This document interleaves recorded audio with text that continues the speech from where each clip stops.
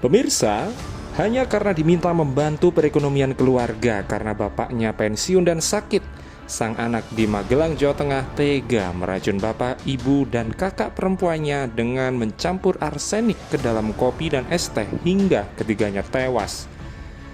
Kematian keluarga Abbas Ashar 58 tahun menyisakan luka mendalam bagi sanak saudaranya. Kakak ipar Abbas, Agus Kustiardo, 58 tahun, mengaku peristiwa ini membuat hatinya hancur. Terlebih, terduga pelaku adalah anak kedua almarhum Abbas, kata Agus, usai prosesi pemakaman di TPU Sasono Loyo Dusun Prajenan, Mertoyudan, Magelang, Senin 28 November Malang. Agus adalah kakak kandung Heri Riani, istri Abbas Asyari yang turut jadi korban tewas. Korban lainnya anak perempuan Dea Hairunisa 25 tahun. Ketiganya ditemukan tewas di kamar mandi di dalam rumahnya di Jalan Sudiro, Gang Durian, Prajenan, Mertoyudan, Kabupaten Magelang, hari Senin 20 November pagi jam setengah 8. Saat kejadian, Abbas, Heri, dan Deo berada di rumah tersebut. Bahkan saat itu Deo yang menghubungi ART Sartinah untuk datang ke rumahnya. Sartinah pun datang jam setengah 8 pagi. Sartinah mengira para korban pingsan, lalu bersama Deo dan seorang tetangga menggotong korban ke kamar terdekat. Dia sempat coba menggosokkan minyak kayu putih ke badan korban. Ketiganya kemudian dibawa ke rumah sakit oleh warga sekitar. Setelah korban tiba di RSUD Merah Putih, Sartinah baru mengetahui bahwa korban sudah meninggal. Polresta Magelang lalu melakukan olah TKP. Kemudian penyidik langsung membawa Deo. Pasalnya, seluruh korban meninggal diduga dibunuh dengan cara diracun. Setelah diamankan bersama barang bukti, Deo yang diperiksa mengakui bahwa dialah yang membunuh mereka. Tersangka Deo mengungkap jika ia 2 kali melakukan percobaan pembunuhan. Yang pertama, memasukkan racun ke es dawet pada Rabu 23 November. Percobaan pertama gagal karena racun yang dimasukkan kurang banyak. Ini kata PLT Kapolresta Magelang AKBP Muhammad Sajarot Zakun hari Selasa 29 November.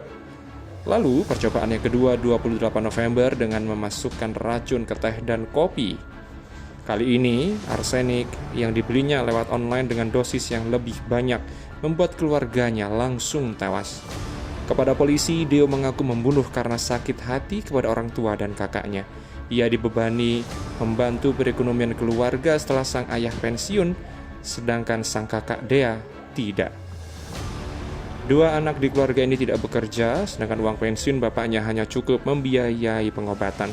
Hal itulah yang membuat pelaku sakit hati. Agus sebagai kakak ipar korban mengakui kalau Abbas memang baru purna tugas per 1 Oktober lalu dari pegawai kantor pelayanan perbendaharaan negara atau KPPN. Sementara almarhumah Heri Riani hanya ibu rumah tangga. Sedangkan almarhumah Dea adalah karyawan PT KAI di Jogja.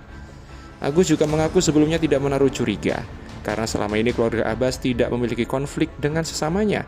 Mereka dikenal baik dan aktif di kegiatan masyarakat dan tempat tinggal.